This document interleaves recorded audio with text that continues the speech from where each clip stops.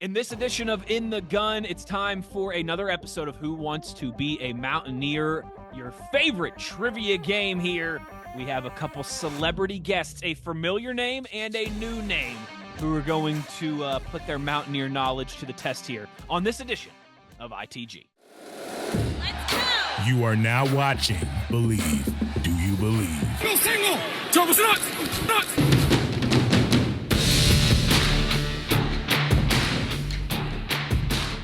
ITG. With Wes, Owen, and Jed. Those goofy bastards are just about the best thing I've got going. Here's our mission statement in the Gun podcast. Whenever I'm about to do something, I think, would an idiot do that? And if they would, I do not do that thing. You're only young once, but you can be immature forever. Everybody had something to do. It's a long story. Dude, it's all PG, you know what I mean? Everybody had their clothes on and everything. Okay, it's a short story. They dropped some balls on the Oklahoma State side. Quit laughing at them. Okay, look at it. Here we go. Hey. You are In the Gun. Once you enter this family, there's no getting out. In the Gun, episode 162 of your new favorite WVU football podcast. We've got some guests, we've got some new faces, but as always, we've got the signal caller Jed Drenning and myself, Wesley Euler, on this edition of ITG. Our guy Big O is still down in the happiest place on earth, down in Disney, with his son and some others, and so he is sitting out this edition of ITG. It'll be another episode of Who Wants to Be a Mountaineer, the game show that is burning up Mountaineer Nation. But before any and all of that, a reminder that this edition of ITG is brought to you in part by our friends at Bet Online, your number one source for all your summer sports this season. Baseball, golf, basketball, and hockey. The playoffs are rolling along, and you could get all the latest stats, news, and scores available to follow your favorite teams. Latest odds, lines, team matchups, player props, and more on just about every sport out there. You can head to their website today or use your mobile device to get in on the action at BetOnline, where the game starts. And our game, I'll introduce the host, Jed Drenning, here in just a minute when we get to Who Wants to Be a Mountaineer. But we've got a familiar face returning, handsome, tubby man of gold, original day one friend of this program, Sean Big Daddy Mariner. And we've got a new friend here, John Antonik. I mean, he's here, he's there, he's everywhere. Historian of WVU athletics. What's the official title, right? Senior Director of Athletics Content, I think, but he's an author. He's a record of vinyl extraordinaire. John, thank you so much for taking the time here, and welcome to your first edition of ITG. I appreciate it. Thanks for the build-up, and now comes the letdown. Oh, they let beer in the Disney. He can get beer in there. I want a live stream. I don't know if you can get these delicious Trust lagers that I'm drinking here. He brought some with him. I want a live stream of Owen walking around Disney more than I want air to breathe on this earth. So before we go any further, Wes, this is something that we had to do because the villagers had the torches at the base of the castle. Because the last time Big Daddy was on here was after the bowl game. I mean, it's been December-ish, right? Yeah. So I got tired of hearing last off season. Where's Big Daddy? So we brought Big Daddy back for It's starters, wonderful seeing all of the content you guys put out there through the window. The Conan GIF through the window has just been my life since January. So I'm glad of the 162 episodes. I've been on 7 of them. It's wonderful. It's wonderful. You've been on more than 7. I think. You're the most recurring character. You're right there with Phil Steele, right? As the most recurring character. Hey, Schuyler and Owen are unavailable. Can we just whatever. We'll come back on. We'll talk. I thought he was the Ed McMahon of this. Isn't he the Ed McMahon of your podcast? Yes. This is the Chris Farley fatty fall down portion. Just like, we'll bring him on. He'll dance like a tubby monkey, and then we'll get out of here, and they'll do the real content. Well, there's Antonik. Wes, you said you called him an author. Now, come on now. He's an established author. Yes. Right? Yeah. He didn't just write a book. I mean, come on. He's written books. He writes books like Bodily John, Functions. this is where you hold your book up, John. This is where you hold the book up. Well, Backyard Brawl. I'll tell you Saturday Snapshots. I do. Real quick. Oh, would you look at how handily it's within? Here we go. There's a couple right there. Oh yeah, Saturday Snapshots, the Brawl. Yeah, we got to roll out the carpet somewhere. There it is. There we go around here, and then just a few vinyl records there as well too. Oh, you got that was just to show off. Gotta love it. Off the records. I tell you the difference. Like my magazine covers are in my office on plywood. It's I mean, that's the fundamental difference. But no, this dude here, he is the Mac Daddy of historians. He's going to try and downplay this, but I knew John was eventually going to be part of this podcast. I was just trying to figure out the best way to do it. I didn't think it would be, hands crossed, laying back like I'm about to give him some therapy on his couch here. I mean, I thought we were going to be talking about some neat little historical nugget. We'd spend an hour digging into it. But here he is. He comes in to pinch hit and ambush and steal the show. And you know what? Speaking of Bet Online, guys, Bet Online has pegged John Antonik as a 10.5-point favorite in this edition of Who Wants to Be a Mountaineer. Fair to say he made the West Virginia Stump the Schwab? It's going to end up like Stump the the Schwab. Derby, man. Big time. It's the Stump the John. Yes. Yeah, Stump the John. He could be the, I mean, he's the ringer of ringers. I've done zero prep. I'm gonna look like an absolute moron, and he's laying back. I know this. If Jed's doing the questions, there's going to be a lot of math involved. Yep. Know that. So that's going to take me out. And if it's multiple choice, I got through college picking C. Yeah. So I'm going C. I also, John, I don't know the derivations of a 5-2 defense and all of the multiple looks you can do within. So I'm already screwed for a couple of the questions I know, because he'll pull something out from 1943. Radio pregame show. That's Jed. I mean, Jed comes in with all these questions, these loaded questions, and he's asking everybody. Of course, he knows the answer, and you're sitting there going, "Okay, tell us." Yep. And then he draws it out. And as you guys know, the thing that Jed loves to say that always makes me laugh is when he says, "I'll quickly touch on," or "I'll briefly touch on." Yeah. Because Jed Drenning has never been brief one time. No. Brevity. If you're listing Jed's strengths, you'll get about 3,000 deep before you get to brevity. I'm gonna go make a 4-course meal, and I'll be back. He's a good recapper. I'll just give you some indication, and John knows this about me. When was the Kansas game? When did we beat Kansas? Was that in February? Basketball. In basketball? I think that was February. Yeah, February. Okay. Early February. I was literally, and this is just my life, my everyday off-season life. There is no off-season. I was sitting there watching the West Virginia Kansas game on ESPN ESPN Plus. It was on Plus on my phone. As I was literally charting, I had field position charts for all 16 new members of the Big 12. This is the second week in February because I'm getting ready for September.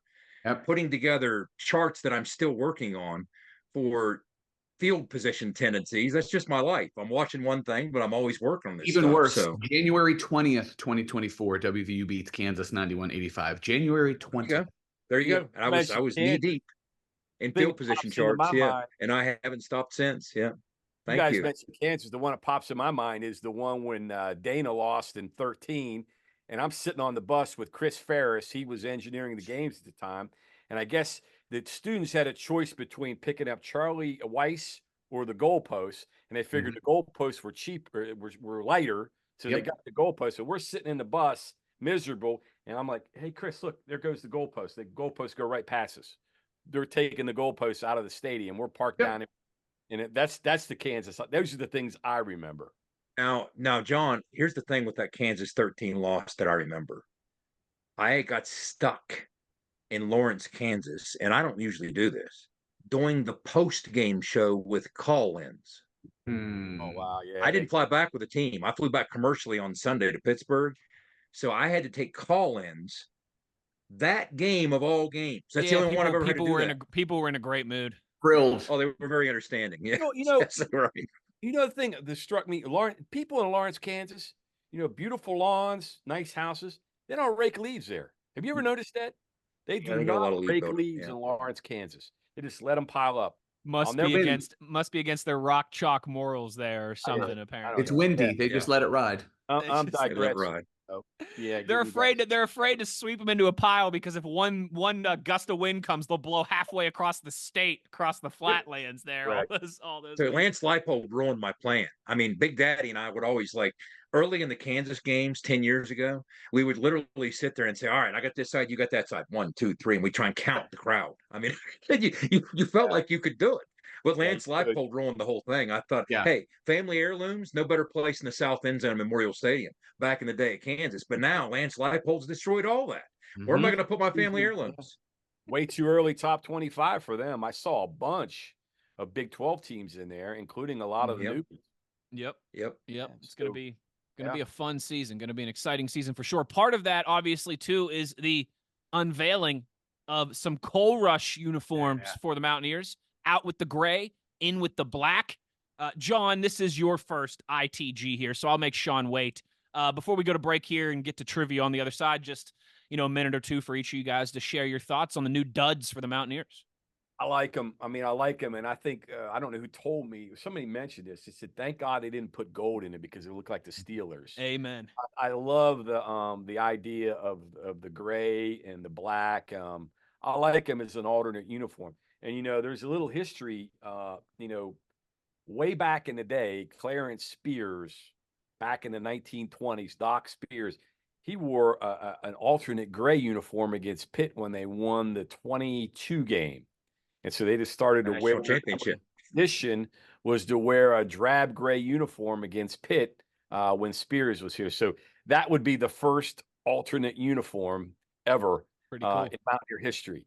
John, that's the 1922 national champion Mountaineers. That's right. Well, I hope that's that's a future question for who that wants was to be the a Mountaineer. Armin Mark drop kick win. Sean, this right guy there. thinks we have a chance. He's talking about the first laying back like that. Yeah. Well, Doc 102 Spears, old Doc. But the problem is guys, that I that know bet online, that bet I know how online line he just thinks. moved up to 14.5. Yep, here we go. The thing is Hope that you with got on it early. Jed, I mean, it's going to involve. I know you Matt. guys are already familiar with the 22 season, but There's movement on the line might after not be. John's 1922 reference. There's movement on the line at Bet Online. It's stories, man. Jed's he's gonna put math in this and just blow me out of the water. Fun fact for you guys: Pat White played here in 2005. Don't know if you guys knew that, or if you were aware. Just sprinkle that one in for you. Sean, I'm with John on this. Like, I'm fine with the idea of doing black jerseys, but stop trying to make gold and blue work with them. Yeah, it's the basketball jerseys. We loved them in 2010 just because the team kicked ass. But ever since then, it hasn't been a good look for the basketball team. I'm glad they finally went to the Coal Rush as opposed to let's try and fit gold and blue in here with black. Our colors coming in with them tend to clash a little just because we're so on the dark spectrum already. Old gold is a darker gold, and obviously our blue is a deep blue, so it's tough to put them together. So we interviewed Kristen Coldsnow. She needs to get her flowers. She's the one that designed the regular uniforms that we've got and these coal ones. And Matt Wells a couple weeks ago, that was when I first heard about it. Interviewed her, and she had a big jumpsuit from the Mind with the reflectors all down. You could see it in the video that we did. That is my absolute favorite part. The reflectors on the side, on the pants, and that gray in the number. It looks so good. Last Friday was Bring Your Kid to Work Day. So we were over at the football stadium. I'm chasing D around and everything. And in the equipment room was one of the stations. They had them. They had Garrett Green's helmet, the jersey, and the pants, and the kids could try them on. And man, they look good in person. You guys all agree they're night jerseys or night game jerseys? Yes, I think that they got it. Yeah, I agree. And you just put a name there, Big Daddy. Of all the talented people that populate the Coliseum, Kristen's right up there. Now, if you want to meet Kristen Coldsnow, you can find her anytime at her office at the Sugar Bar in the Suncrest Town Center. Yeah, right? That's where she resides. But great job once again by Kristen. And here's the thing: I'll get you guys' thoughts on this because the only time, and I agree with you, my first thought, if you incorporate any gold, it's immediately Steelers, right? Yeah. Somebody mentioned to me just today, hey, I wish they'd have had a tiny peep. If you want any element of gold or old gold or anything, the only thing the minor tribute uniform is lacking is a canary, a tiny little canary, which they used to test the mines with before they sent the miners down. I thought that's interesting. If you look at the inside of every WVU jersey, on the inside collar, there is a very small canary as a tribute to it for all uniforms. Is there? So I haven't checked the black one, but I know on the regular uniforms, there's a small canary everywhere. I don't know why the black one would have gotten rid of it. It's just not visible, but it's a tribute. 8 years old when I learned that. Thank you. Yeah. I didn't know that. How did I not know that? Wow. See? Because that was my first question to her too. Question number two. Jed, you didn't consult. You didn't consult the jersey historian here. There we go. On That's the, true. On the program. That's true. Of course, for those listening, everybody's familiar with Little Dicky, Wes Euler, correct? We've got him on the program. Excuse me, I prefer Young Gravy. All right, please show some respect.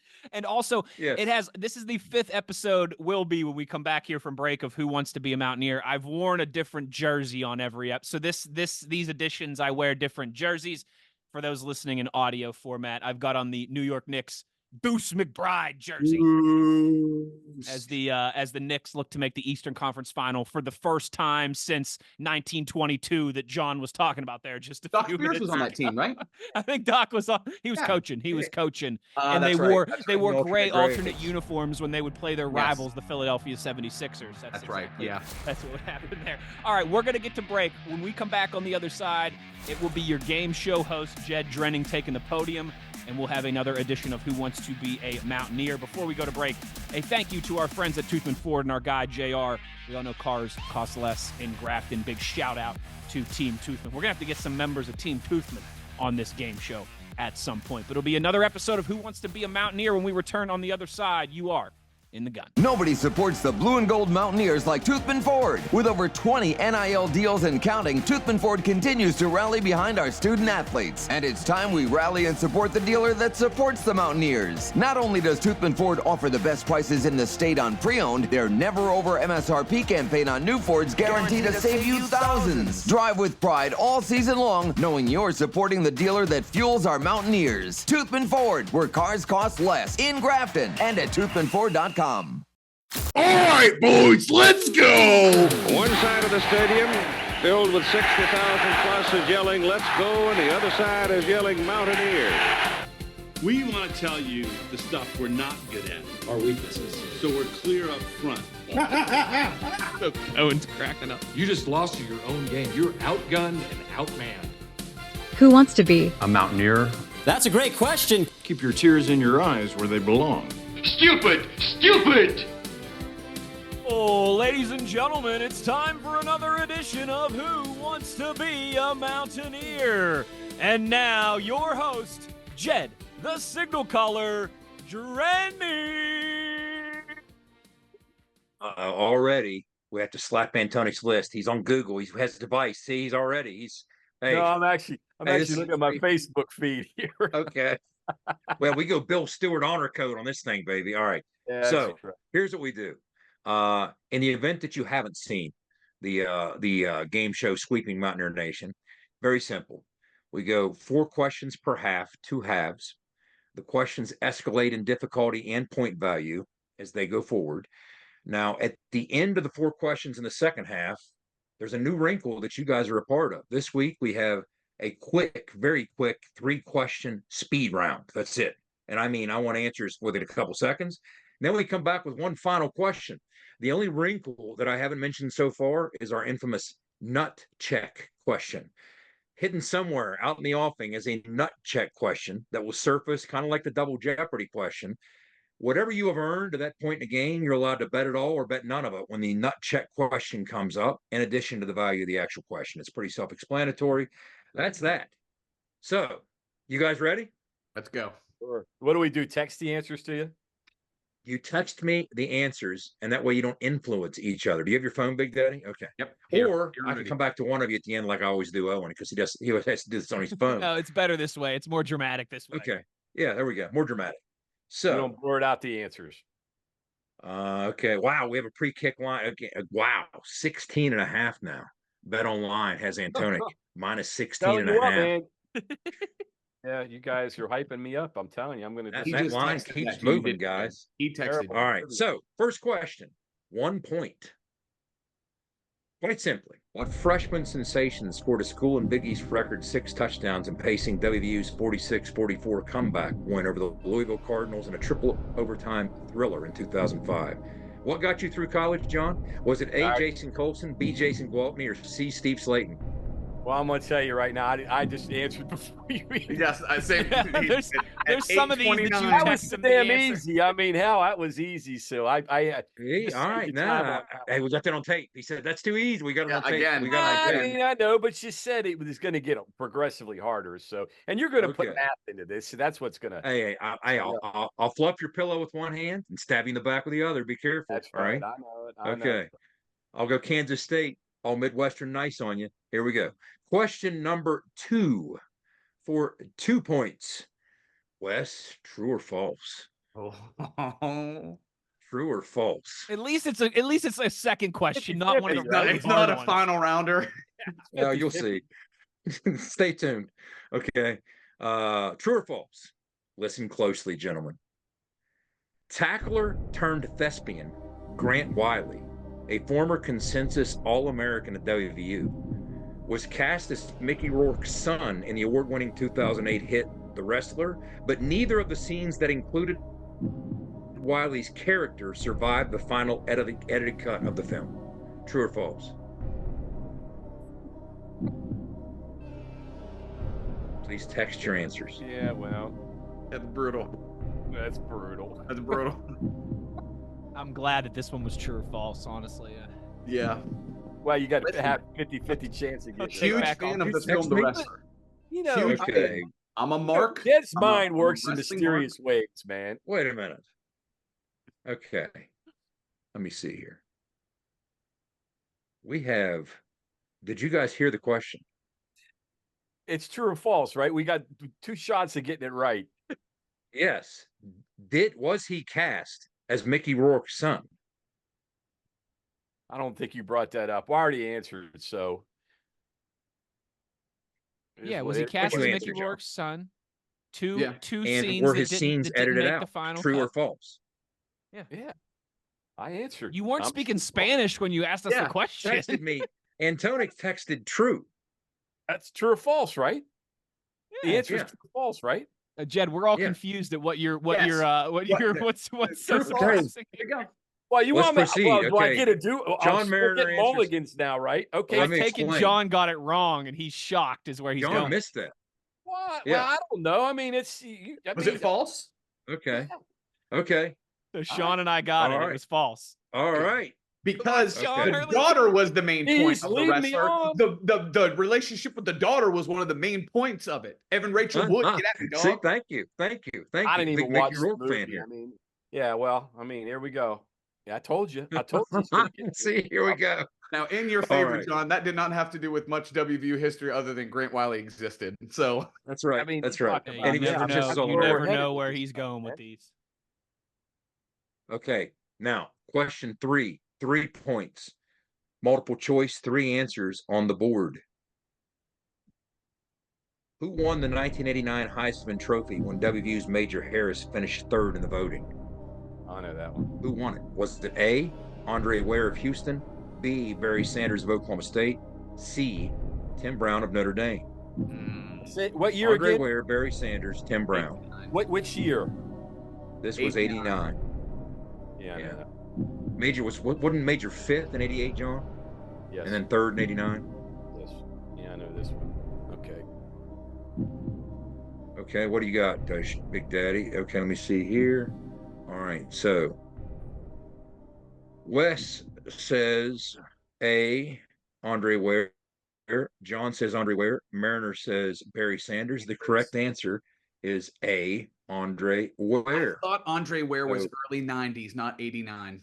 You know, if you remember, You're thinking of David that Klingler. was the year Major's people wanted him to throw more because That of last Andre year, yeah. Ware. Remember, there was that Yeah, oh, yeah. philosophical divide there, and And with John Jenkins, boy, were they throwing more, yeah, they right? were throwing more. Yeah, I knew that You know, one. that's the kind of thing that, in defense of all 3 of you, that's a question that, just like Big Daddy said, you know the general time, but a lot of this gets lost in the fog. Tim Brown was So, 87, right? And yeah, I knew Tim Brown was. Yes, Tim Brown was 87. Yeah. Yeah, I knew he was Sanders earlier. 88, right?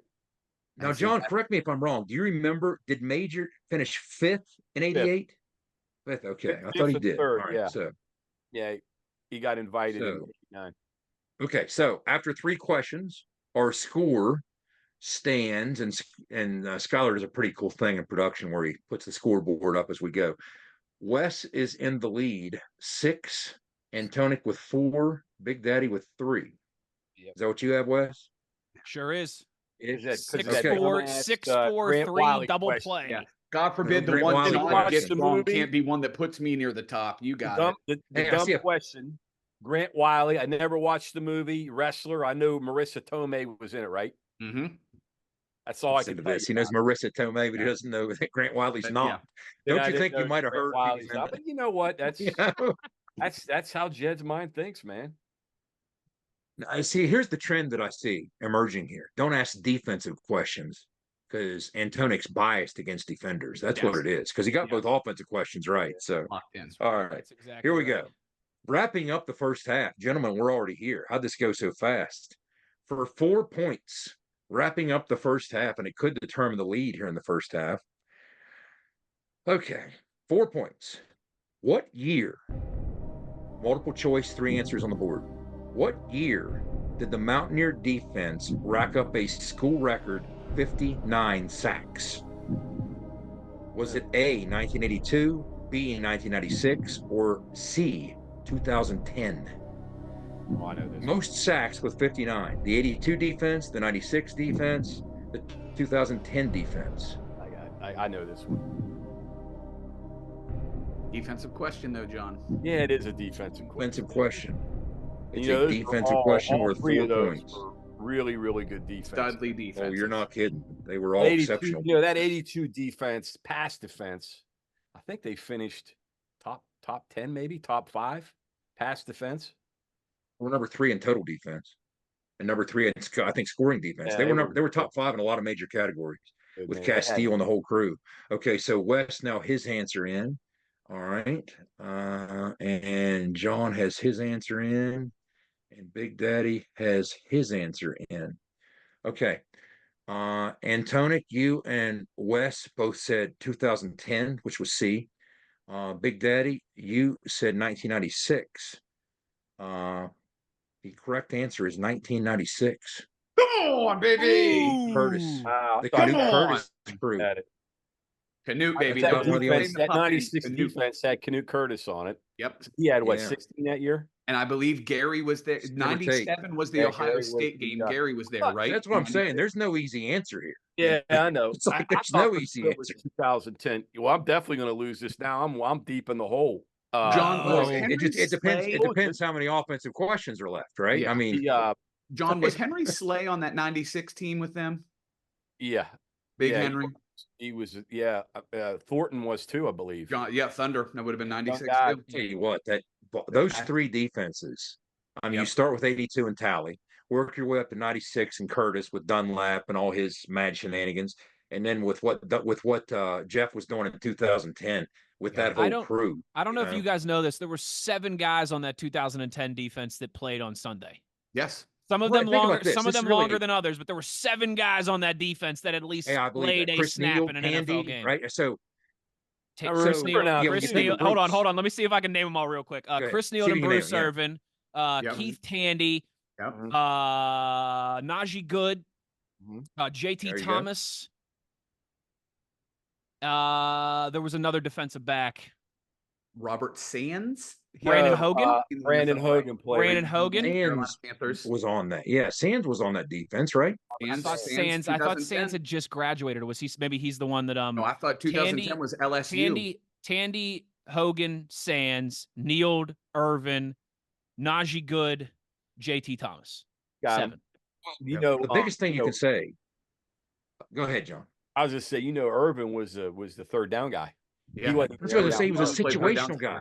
Right. Yeah. Remember, Jeff put what he called a SWAT package in because, again, we were not front defense, but Jeff put a third down package in for Bruce. So Bruce Irvin was a situational player, About that. basically, on that defense. Think about that. Yeah. Crazy. So, anyway, well played. Tough question to wrap up the first half. Sean in the So that lead. brings our That score. damn Grant Wiley question. I mean, that put me Only in. time I'll be on top this whole out. night, baby. I'm already out. I'm already off my game after thinking about that. So guess who's in the lead at the half? Big Wow, Daddy. here comes the dark horse. Big Daddy with 7. there you go. Wes with 6. John with 4. Something's going to happen here in the second half. Something's going to happen here in the second Be half. ready. Yeah. The bigger they are, folks, the harder they fall. Just be ready. The smack Tubby talk has Tubkins is begun. probably going to go oh, down. boy. Tubby Nobody Wes, you better tell them at halftime. nobody ever won a trophy in the first half. That's all what right? I'm saying. So It's going to be everybody- downhill for this guy right here. Don't worry. Just settle down here. We've got a tight one at the half. We'll be back with the second half. Great halftime show for you on the way. Stevie Ray Vaughan and Snoop Yes. Dogg coming up here Yes. at halftime. And we'll be back for the conclusion of another exciting episode. Second half on the other side. Who wants to be a Mountaineer? You are in the gun. ITG will be right back. There's a fake. Hostetler keeps the ball, rolls around the right side into the end zone to score. Hostetler with a great fake. He carries it around the right side. He takes it into pay dirt with a great block from Rob Bennett. For nearly 20 years, Fortis has been the nation's leader in providing guaranteed roof performance programs for commercial buildings. Fortis offers roof performance solutions that feature extensive initial and ongoing reconditioning for commercial buildings as an alternative to traditional replacement, with long-term performance guarantees that are backed by global leader Lloyd's of London. Fortis offers a comprehensive range of roof performance management programs that provide financial security, extend the life of our customers' roofs, and make a significant impact on ROI. Fortis is currently improving performance and increasing ROI for customers at more than 4,800 locations, with more than 140 million square feet protected, including many Fortune 500 companies that have turned to Fortis to save money, gain financial certainty, and extend the life of their existing roofs. Fortis has helped customers save more than $520 million in capital roof replacement costs for an average ROI of over 250%. To learn more, visit fortis.us.com. Fortis, roof performance and financial certainty guaranteed. What an incredible halftime show that was, but it is now time for the second half of action. We've got a tight one here. Once again, your host, the signal caller, Jed Drenning. Simple enough with Big Daddy, shockingly, in the lead at the half. Okay. Wow. All right. Turn of events we've had so far. What are you talking about? Like, it's just shockingly, Big Daddy. Like, I'm not an invalid here. I'm like, I might not be the historian. We're talking to the mayor of Morgantown, Sean Mariner, okay? I'm the not man the of the smartest. I'm not the smartest, but I'm not, shocking is a little, Yeah. You took umbrage to that. Okay. So with Big Daddy in the lead, we're going to begin our second half. Now remember, gentlemen, point values double in the second half. 4 questions. We add the wrinkle of the very quick speed round. I'll tell you briefly when we come to that how it's going to work. We're going to blow through that. There'll be more additional points on the board for that. And then we take a break. We come back for the final question to determine who wins this star-studded edition of Who Wants to Be a Mountaineer. Nervous. So my stomach, like, I am nervous. Every time you ask a question, I'm like butterflies, trying to focus as hard as I can. wait I'm till you hear too the into nut this check right now. Now remember, the nut check question's still out there. When it comes up, you can gamble whatever you've earned in addition to the value of the question itself. So let's start the second half, gentlemen. Question number 1, point values double. This one's now worth 2 points. Here's Harris in trouble. Stiff arms a would-be tackler. Against which opponent did Mountaineer quarterback Major Harris pull off his most legendary escape act, a 26-yard touchdown run on a busted play in the first quarter? Can I just say, Sean, this is very insulting. Yeah. Before we went to break, Jed goes, "Well, I know John's going to get these first 2. You guys He'll go 2 for 2. You guys what self-respecting WVU fan that wasn't born like 5 years ago doesn't know it? I didn't say one. Jed, I think my daughter, who's 2.5, knows the answer to that question. The list of highlights that we have that have to be in whatever historical thing we do, it's number 1, and there ain't anything close. How about a bonus to that? Which Big East dweller beat that team that Major ran against that year?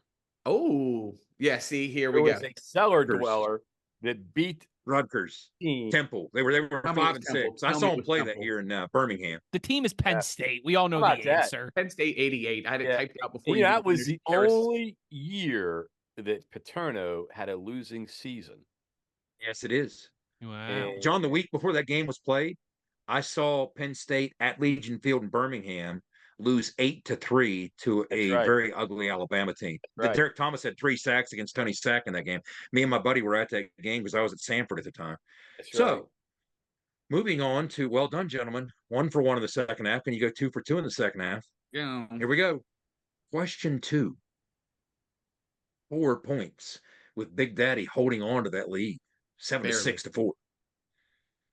What man patrolled the West Virginia sidelines from 1976 to 1979 and preceded Don Nehlen as the Mountaineers head football coach? Multiple choice, 3 answers on the board.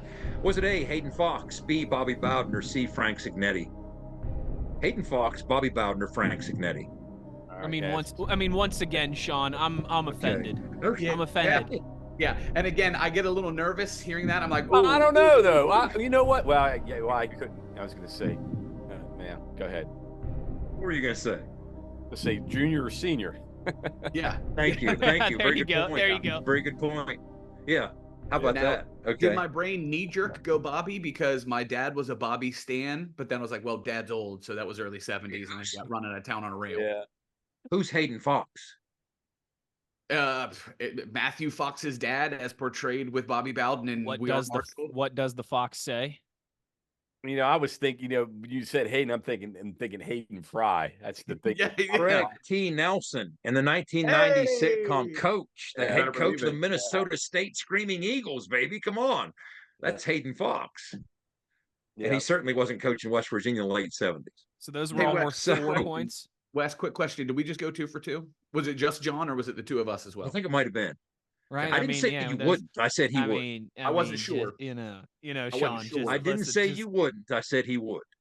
There. Sean, now I framed. feel like now you and I, it's like a vendetta for you and I to keep nailing these. Now the anger is taking over, and we're just going to the disrespect from the host of this show, I tell you. You know what? Okay, I knew Doc Spears the whole time. I knew him. That was a joke earlier. I'm going to make this offer once, and then it's off the table. So you better answer quickly. Big Daddy, with you in the lead, you have one chance right now.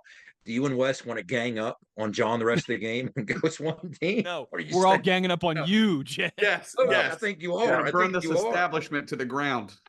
Hey, Wes, better be careful. There's going to be some true false coming out here. Oh, all right? I know we knew it. That's going to be a nut check, by the way, Jed, Wes. Moving on. That's exactly right. Updated scoreboard. Sean 13, Wes 12, John 10. It's tight. That's right. We got a tight one, folks. We got a tight one. Okay. Phew, down the stretch they come. Question number 3 of the second half, which is worth 6 points. Gentlemen, don't look now, but that is this episode's nut check question. Nut check. Nut check. Nut check. So, again, rules of the nut check. You can gamble whatever point value you currently have on the board, but also, if you get it right, you'll get the 6 additional points for the question. So, for example, Big Daddy, you have 13. You gamble all 13 and get it right. You get those 13 plus the 6 in the question. But you gamble all 13 and get it wrong, you lose 13. You can gamble whatever you so choose. You have Big Daddy 13. You can gamble all the way up to 13. John, you can gamble up to 10. Wes, up to 12. And what we ask you to do is text me your wagers. Got to do that before. And then I'll ask the question. Oh, not until the question. Yeah. Okay. All right. Well, we'll try it all. We'll try it all. That's a true nut check. We call that a true nut check. And it's going to be like, what B movie did Tim Agee star in the 1980s? I'll say this: if you didn't like the Grant Wiley questions, you'll hate this question. Oh, right? John. Here we go. Big O, the big zero. What soundtrack of what 1980 film did Oliver Luck make popular in the WVU locker room at New Mountaineer Field? If it's true false, I got at least a 50-50 chance. It's multiple choice. Oh, multiple 3 choice. answers on the board. 3 answers on the board. Nut check worth 6 points. In addition to the wagers that you gambled, I'll tell you what you gambled after I get your answers and ask the question. Listen carefully, gentlemen. Which one of the following teams, i.e. mascot, has West Virginia not faced on the gridiron? Not faced. I might be able to. Have they not faced A, the Billikens?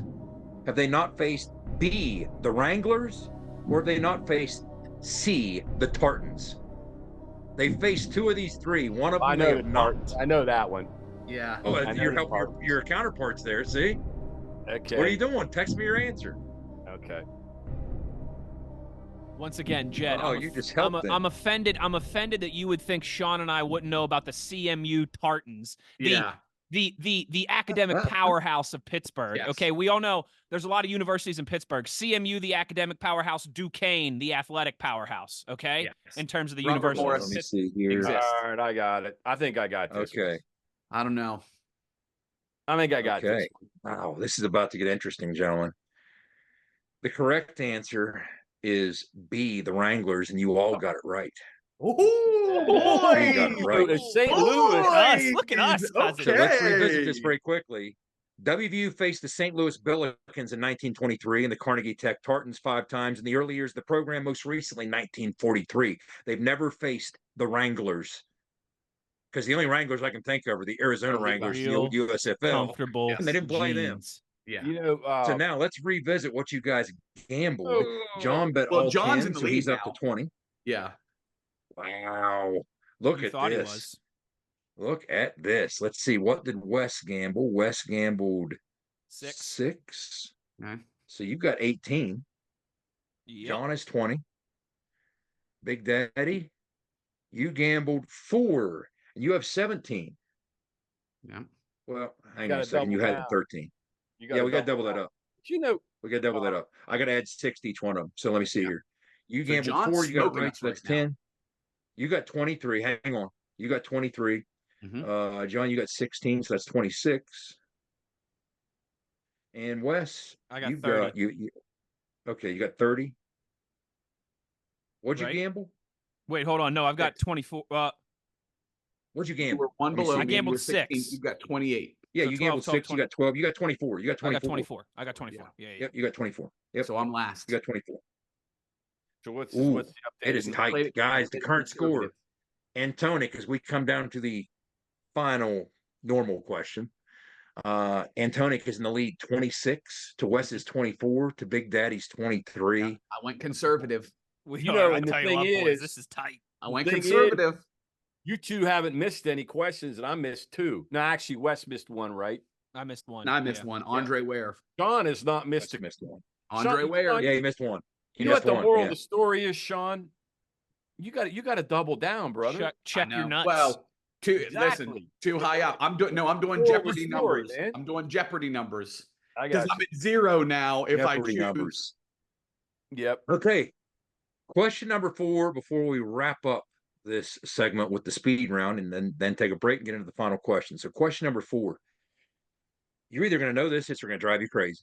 Yeah, great. 8 points. At 229 yards a game, the West Virginia offense led all Power 5 schools in rushing in 2023. This is multiple choice. There'll be 3 answers on the board. Against which opponent did the Mountaineers run for a season-high 424 yards? Was it A, UCF, B, BYU, C, Cincinnati? Which team did they run for the most yards against with 424?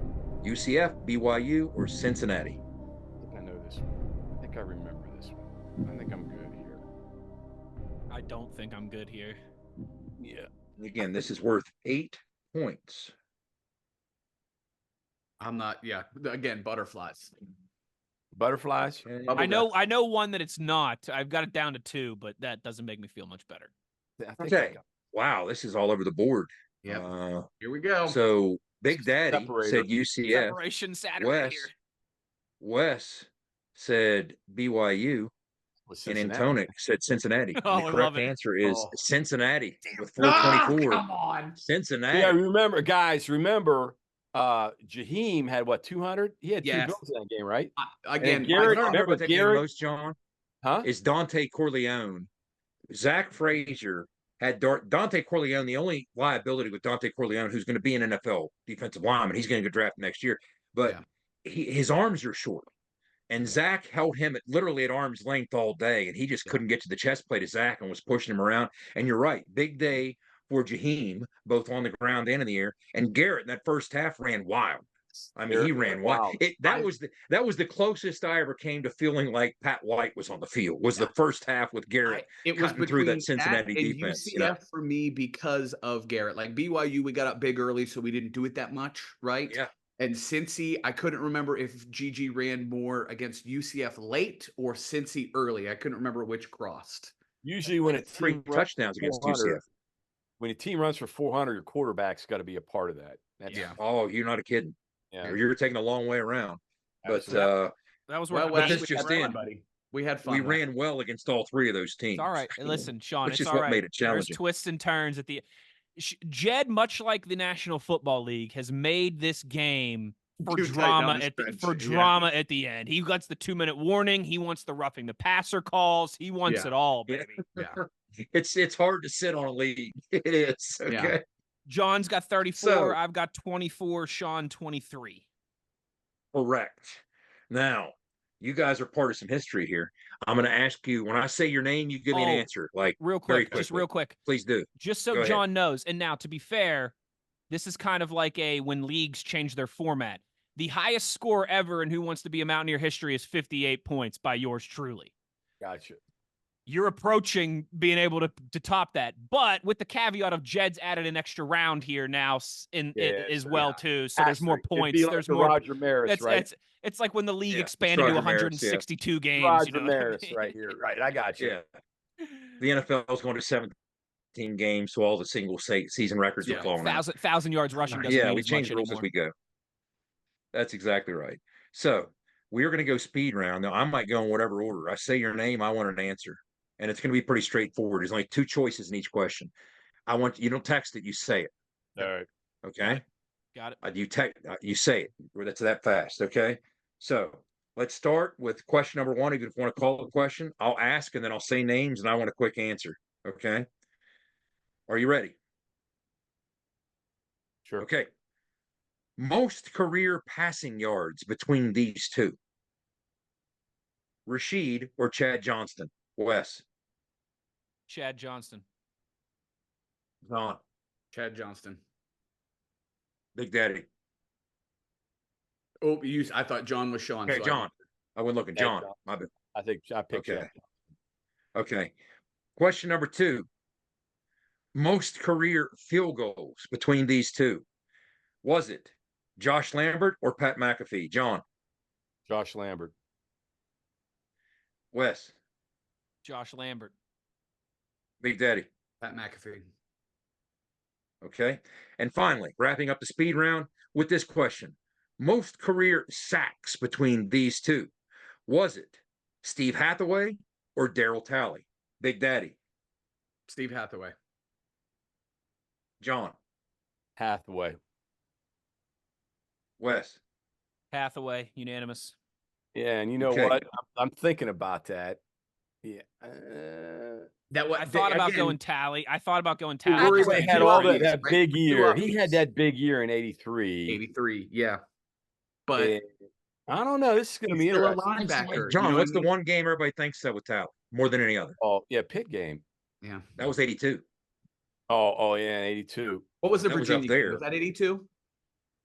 The Pitt game, he did everything in that game. Yes, I he remember did. England telling Yes, me he did. they lined him I'll up tell you what. in Let me every see here. position except for nose game. Tallying this up, and I'll give you the answers. Okay. All right. Question number 1: most career passing yards, Rashid or Chad Johnston? How many points? How many points are these? How many points? There were. Thank you for asking. There were 2 each. 6 points available. I will say, before you get into this, in a way, I have to mention that the way you do this in speed round, you having guys answer, you probably should have them do it simultaneously. Ooh, because get him, you're in. get him, John. Whoever Get answers him, first, John. that gives the next person an opportunity to say, "Well, wait a minute now." Yeah. Then I'm going to. What we might do. That's a good idea. Maybe We're building the plane. We're building the plane as we fly I'm this. fine to be a part of the process. Just throw that out there for you. So you're influencing each other, aren't you? Exactly. Yeah. Absolutely. Okay, so here's what you got. Question number 1 was most career passing yards, Rashid or Chad Johnston. Correct answer, you all 3 got it, was Chad Johnston, 5,517 to Rashid's 5,098.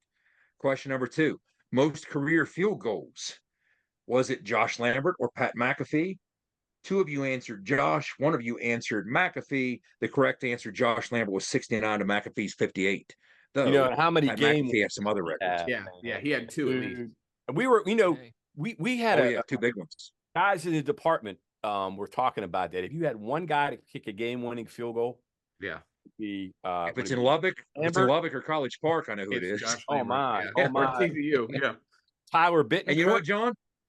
And those weren't chip shots. No, Josh Lambert. That was the thing. How long was that one at the buzzer that McAfee hit against Cincinnati to force overtime? That was 50 plus, 51, wasn't it? That was 50. I remember that 51. Wasn't his career long? 50. I thought it was 51. Yeah. No. Career long was at Heinz Field. Was Acrisure. Yeah. He was the first guy to hit one over 50 pro or college. Right now, a bunch of since then done it. But Maryland was 54, right? For yeah, Lambert. Yeah. And then Yes. what was Texas Tech, like 55 or something? John, I remember. Were you in College Park for that one? That was from. Remember, it was from our sidelines. It was from our right to our left. To the left. And you don't remember about that game?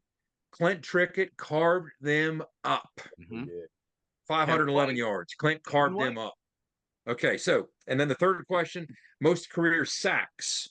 Steve Hathaway or Darryl Talley? You all answered Steve Hathaway. You all got it right. He had 20. Darryl Talley had 19. Now, people will always say, hey, pre-2000, don't trust much of anything in terms of how the NCAA kept sacks, but every school did keep it. So that's what's available at West Virginia in the record books. So that means out of the available 6 points, I told you, John's got 40. I've got 30. Sean's got 27. That's my scorekeeping to this point. That is correct. That is correct. Math, baby. So now what I need you to do, we can do this during the break even. Wes throws us to one more break. We come back with the final question to determine the final winner, with Antonik leading 40-30, as Wes said, to 27 by Mariner. I will give you a topic, and then I want you to text me the total that you're going to gamble or wager on this final question. The topic is going to be the last time WVU did this. Now, the rule, you have to bet at least half your points. Okay. You can bet as many as you want, but it has to be at least half. The exciting conclusion. The exciting conclusion of another edition of Who Wants to Be a Mountaineer. On the other side, you are in the gun. If you work the land, you just got to be a jack of all trades type. There's just too much to do. So if you got to be a welder or a farmer or a ditch digger, that's just who you are that day. Then tomorrow, you can be somebody else.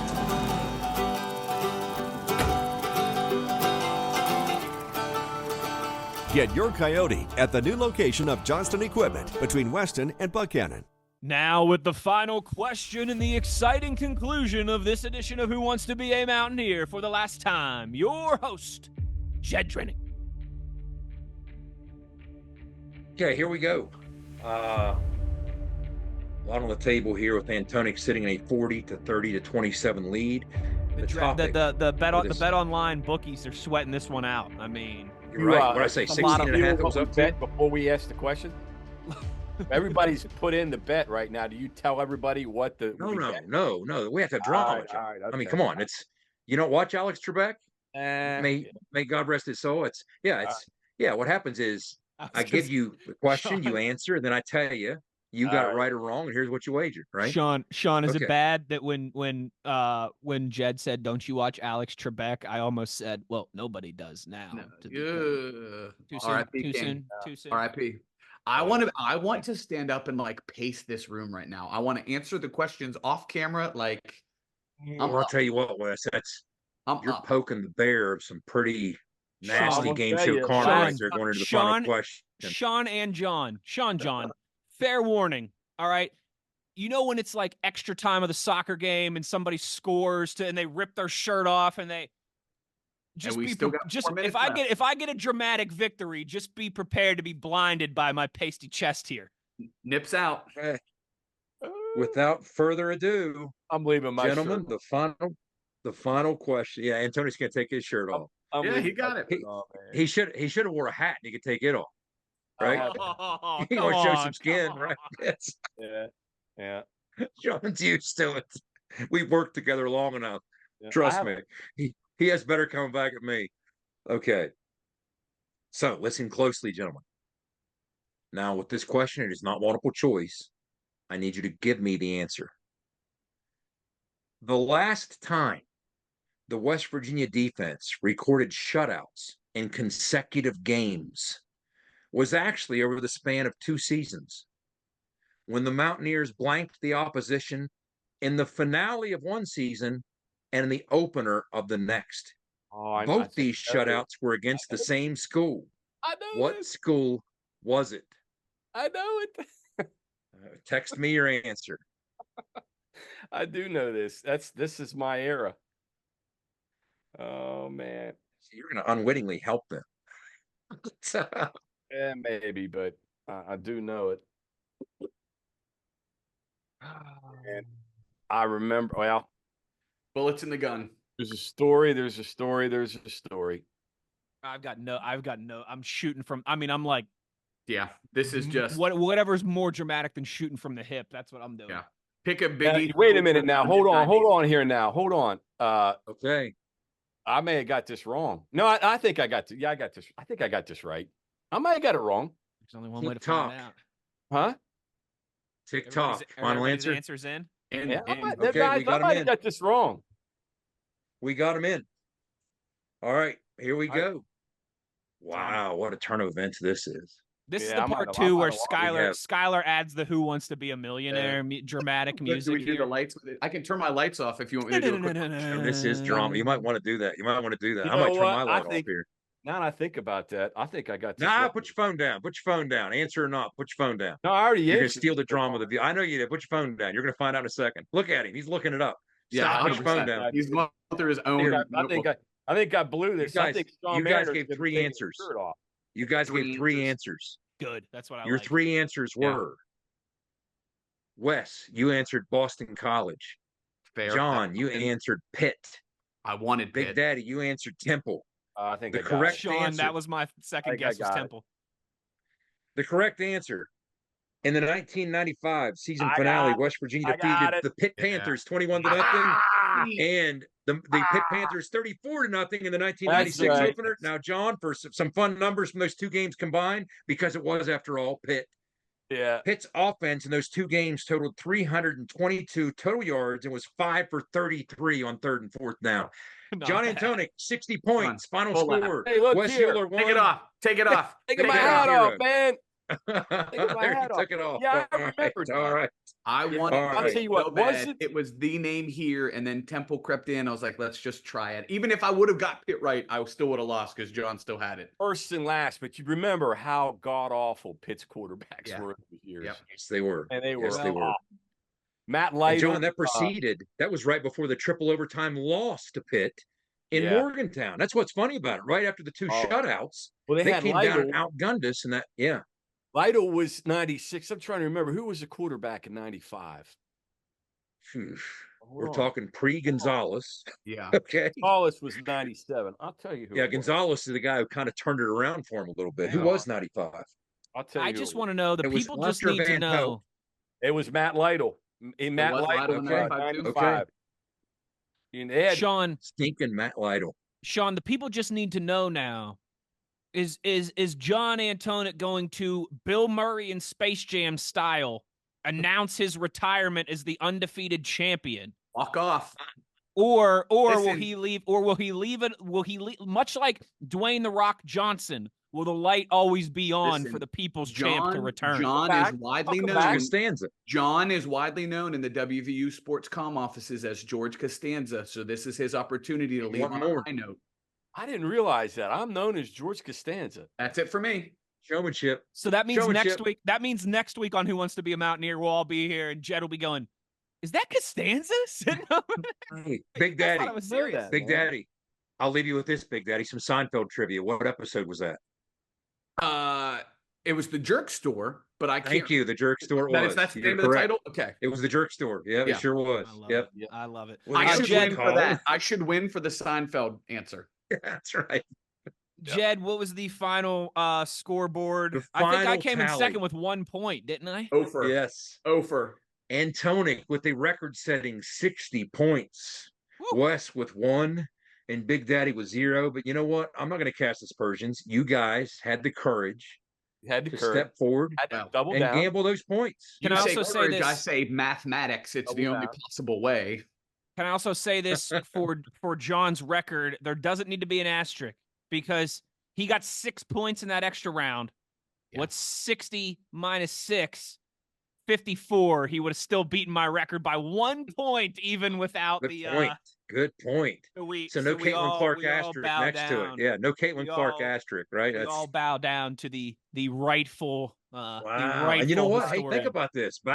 Back when it was standing at 6 or 3-1 to 3-1, he was looking tough out of the gates with that Grant Wiley question. You know, that Grant Wiley. We might need to give Grant Wiley a call. Yeah. Yeah. Nobody ever won a championship in the first half, fellas. And I told everybody at halftime, here's where big tree fall hard. Here we go. Ends up with 0. I tried to warn everyone. Sean, I had to be sneaky and bet all my points except for one, just so in case you and I both got it wrong, I could say I finished with one more point than you. Yes, absolutely.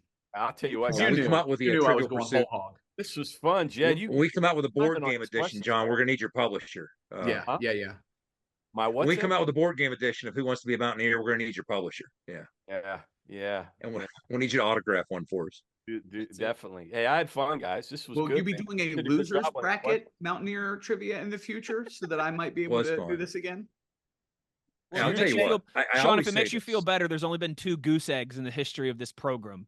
Now, me and you. So yeah, baby. So you're saying I should just walk away then, right, and never come back on again, right? Oh no, we're gonna have a tournament of champions. Come on, what are you there's gonna be a TOC. No question. I got you. Yeah. When you say Bill Murray, I think of Big Earn. That's what I think of. Yep. I wanted to see Antonik do Big Earn. We can get him to pay for the next show if you want to do that. We can do the flop over. Yeah, we could do that. And I say this every episode, guys, and it's true. Look, no matter what you think you know, this is hard unless you're sitting on this side of the screen and this side of the questions. This is hard. As Big Daddy said earlier, the butterflies start flowing. You don't know what. Yeah, you know it. You know it if it's something I ask that you know. If you're Cliff Clavin and it's about the post office or beer. But what if it's not? I mean, you might know everything except the thing that I ask. This is not easy. We always encourage people. What's that? I wouldn't have gotten that last question had you not said the last and first. And if you just said the last time they had back-to-back shutouts, would have had no idea. Yeah, because I was almost certain for one reason that you were going to get that question. You know what that reason is? Well, I worked back then. I remember the game. Well, you didn't just work. You were at the games. Yeah, I was. I remember your story about driving Zach Abraham back from the 94 that was game. 94. The 96 that 94 game, I'm standing in the end zone with Rico Tyler. And I said, Rico, we got this little running back, man, and you're going to want to see this guy. I said, he is really, really good. You got to watch. And as soon as I said that, Amos busted the 68-yard touchdown run and is running right past us. He goes, damn, man, you're good. You know what you're talking about. I'm like, John, what year was EIEIO? At 94. That was 94 too? Yeah, that was 94. Yeah, and that was the game. That was the game that Nealon left Rashawn Vanderpool, Chad Johnston, and Zach Abraham. He wanted out of there. He left those 3 guys at the stadium, and I had to drive them home. Yep. I had Rashawn Vanderpool in the back with knees wrapped up and his bare feet sticking in my face. And I had Zach Abraham sitting in the front seat around a box of programs, and none of us said a word the entire way home. Not one word. They were dead tired. Remember that game was hot. Yep. It was and long. It was in the middle of the afternoon. Not a word was said from the time we left Pitt Stadium until we pulled into the Pushkar Center. About that. This was one of the rare times they got one up on us in that era. Yeah. This was well played, challenging questions. Yeah, that was a lot of fun. Again, it's only easy if you know it. It was fun. The questions too. The questions are getting more difficult every episode. I tell you, fellas. Yeah. Must be because the contestants are the cream of the crop here. Well, I'm disappointed that Wes didn't take his jersey off, man. That was a potential. Well, you just have to next time, right? Next time. Continued. He doesn't do so in a losing effort.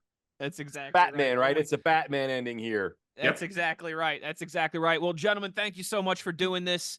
And we have a new champion on the board in John Antonik, and our buddy Sean Big Daddy Mariner he'll get on the board eventually here. It'll be sooner rather than later. But that'll do it for this edition of ITG. The one thing that we ask of you before we go, as always, is to be an ear and tell an ear about your new favorite WVU football podcast. For the producer, Schuyler Callahan, the Lost in Disneyland beer truck, Owen Schmidt, Big Daddy Sean Mariner, the new champion, the historian, John Antonik, and the signal caller, Jed Drenning. I'm Wes Schuyler. Thanks so much, everybody, for tuning in to this edition of ITG. We'll talk to you next time. You've been in the gun. ITG. The fun doesn't have to stop here. Be sure to hit subscribe and never miss an episode. If you have any questions, suggestions, or feedback, be sure to follow us on X at In the Gun Podcast. Join us again next time. Until then, tell an ear to tell an ear about your new favorite WVU football podcast. This mission is over. It's over.